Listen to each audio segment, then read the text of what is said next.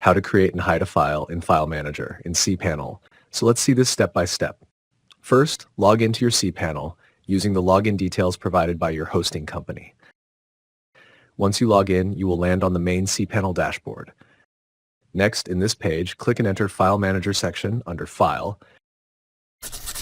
And again here, we will need to enter public HTML directory. Here, to create a file in File Manager, click the File option in the top right of the page. Next, in this New File pop-up window, enter the new file name. You can create any of these file formats.